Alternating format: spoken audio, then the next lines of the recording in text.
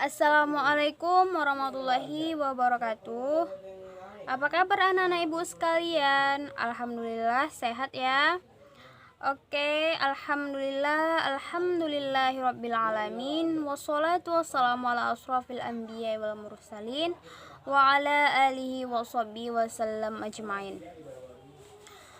Pertama-tama marilah kita panjatkan puji syukur kehadirat Allah Subhanahu wa taala yang dimana pada pagi hari ini kita masih diberinya kesehatan, kesempatan, keselamatan untuk dapat melaksanakan pembelajaran kita seperti biasanya pada pagi hari ini.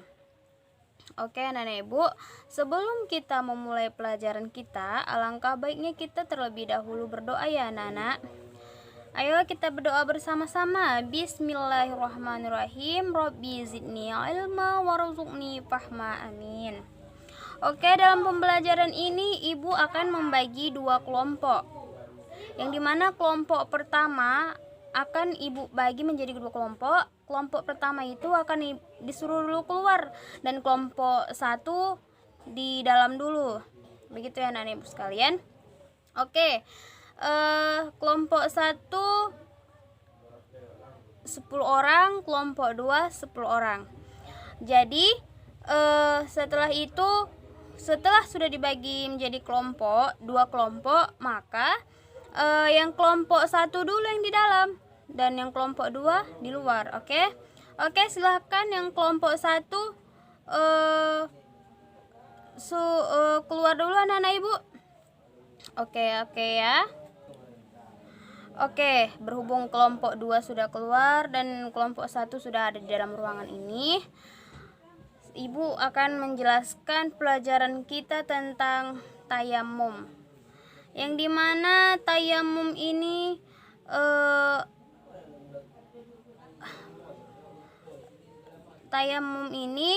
adalah tidak menggunakan air. Ya, sebegitu ya anak-anak ibu. Tayamum merupakan kegiatan mensucikan diri dari hadas kecil atau hadas besar dengan pasir dan debu. Jadi bertayamum ini tidak menggunakan air, tapi pasir dan debu. Kalau kita tidak menemukan air dimanapun itu, kita tidak menemukan air, jadi kita itu bertayamum pakai debu dan pasir. Tapi kalau ada air, tayamum itu nggak diperbolehkan, begitu ya anak-anak ibu sekalian. Jadi di tayamum ini ada juga syarat-syaratnya. Yang pertama itu yang harus kita ketahui syaratnya itu sulit menemukan air.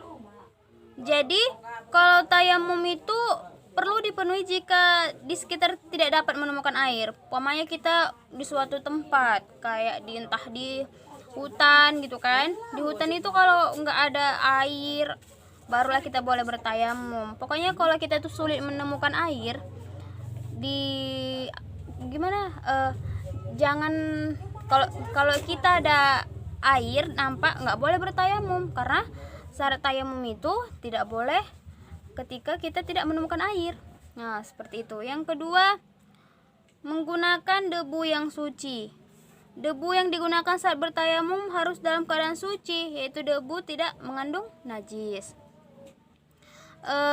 Debu perlu diingat yang dipakai tayamum itu debu mustakmal atau tidak diperbolehkan digunakan berulang kali. Selain itu debu tercampur kapur atau benda-benda lainnya pun tidak boleh. Jadi kalau tayamum pakai debu pun itu nggak boleh bercampur kapur gitu. Yang penting itu kayak suci debunya gitu. Yang ketiga itu mengerti tata cara tayamum. Jadi seorang muslim hendaknya melakukan tayamum perlu mengetahui bagaimana cara bertayamum. Kalau dia tidak ngerti, kayak seperti nggak ngerti tata cara tayamum, itu nggak diperbolehkan.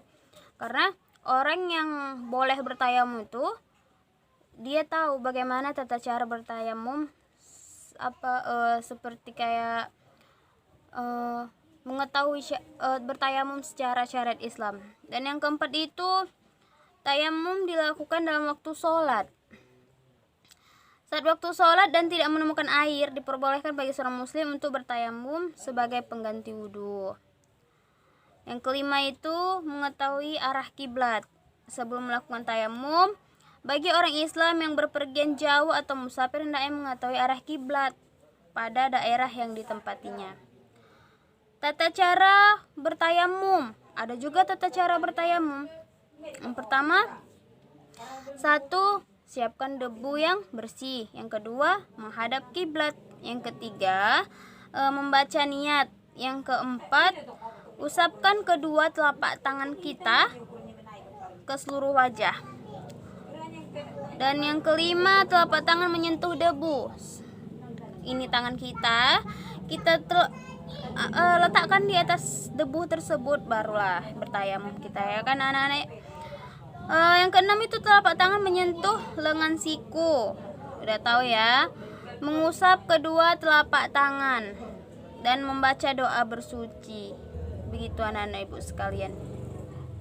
Oke, sampai sini ada yang mengerti, udah dipahami? Bagaimana? Ada yang mau ditanyakan? Oke, dalam pembelajaran ini ibu meminta sebagian dari kalian untuk memberikan kesimpulannya. Bagaimana, ada yang bisa memberikan kesimpulan? Saya, Bu. Saya dari kelompok 1 akan menjelaskan bagaimana tata cara bertayamum.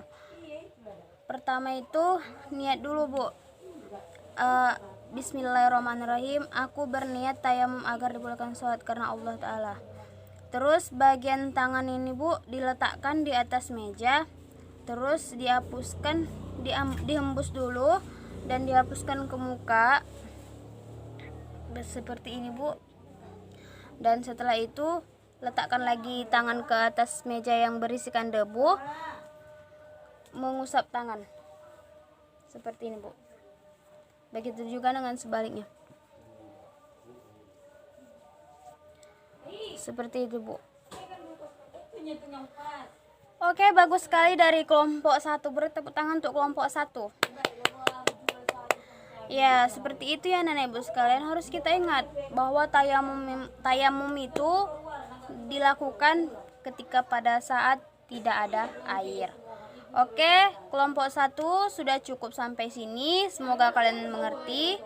Dan Ibu lanjutkan untuk kelompok 2. Silahkan keluar anak-anak Ibu sekalian. Oke, tadi kelompok 1 sudah masuk. Dan sekarang untuk kelompok 2. Kelompok 2, materi kita belajar tentang tayamum. Oke, ini kelompok 2. Tadi kelompok 1 sudah Ibu jelaskan tentang tayamum. Kita hari ini belajar tentang tayamum. Jadi untuk kelompok 2, Ibu akan menjelaskan kembali itu materi dari bertayamum. Tayamum itu, ada yang tahu apa itu arti tayamum? Ada yang tahu? Oke, kalau tidak ada yang tahu, Ibu akan menjelaskan sedikit tentang bertayamum. Nanti ketika Ibu sudah menjelaskan, salah satu dari kalian memberikan kesimpulan kepada Ibu ya, Nana. Oke. Tayamum itu merupakan kegiatan mensucikan diri dari hadas kecil atau hadas besar dengan pasir dan debu. Jadi kalau tidak ada pasir dan debu, kalau tidak ada air, kita boleh bertayamum. Tapi kalau ada air, tidak diperbolehkan untuk umat Islam bertayamum. Oke. Dan ada juga syarat-syarat tayamum. Yang pertama itu sulit menemukan air. Jadi ketika ketika kita mau bertayamum ada syarat-syaratnya. Kita sulit menemukan air. Seumpamanya di hutan kita tidak menemukan air, boleh bertayamum. Yang kedua, menggunakan debu yang suci. Nah, maksudnya menggunakan debu yang suci itu seperti ini. Ketika kita melakukan tayamum dengan debu, debunya pun harus suci dan bersih, nggak boleh tercampur kapur, air, harus debu yang alami gitu. Dan yang ketiga itu mengerti tata cara tayamum. Jadi kalau kita tidak ngerti dari tata cara tayamum itu, nggak diperbolehkan bertayamum. Yang keempat itu tayamum dilakukan dalam waktu sholat. Jadi gimana? Saat waktu sholat dan tidak menemukan air, diperbolehkan bagi seorang muslim untuk bertayamum sebagai pewudu, ganti wudu gitu. Kelima, mengetahui arah kiblat. Ya, itu udah pasti kita tahu lah ya. Tata cara tayamum yang benar. Yang pertama, siapkan debu yang bersih, menghadap kiblat, membaca niat. Setelah itu, usap kedua telapak tangan ke seluruh wajah. Kelima, telapak tangan menyentuh debu. Yang keenam, telapak tangan menyentuh dengan hingga siku-siku. Yang ke-8, membaca doa bersuci. Dan itulah yang terakhir. Oke. Dari kelompok 2, siapa yang salah satu dari kalian untuk menjelaskan kesimpulan yang dari Ibu jelaskan? Oke, Rina. Baiklah Bu, saya dari kelompok 2 mewakili akan menjelaskan tentang tayamum. Tayamum itu mengganti wudhu dengan menggunakan pasir dan debu jika kita tidak menemukan air. Dan dalam bertayamum kita ada juga mengetahui syarat-syaratnya. Yang pertama, sulit menemukan air. Yang kedua, tahu tata cara bertayamum. Yang ketiga, menggunakan debu yang suci. Dan yang keempat, tahu arah kiblat. Seperti itu Bu. Dan kalau kita tuh bertayamum tidak boleh bertayamum, kita boleh bertayamum ketika kita tidak menemukan air. Seperti itu Bu. Oke, bagus sekali dari kelompok 2. Beri tepuk tangan untuk kelompok 2. Oke, Ibu kira kesimpulannya sudah bagus dan anak-anak Ibu semua sudah mengerti.